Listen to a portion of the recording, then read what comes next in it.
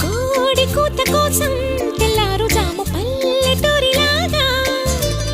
ఆగనే లేనుగా చెప్పవా నేరుగా గుండెలో ఉన్న మాట ఏ ఒకటి రెండు మూడు అంటూ అరే ఒక్కో క్షణాలు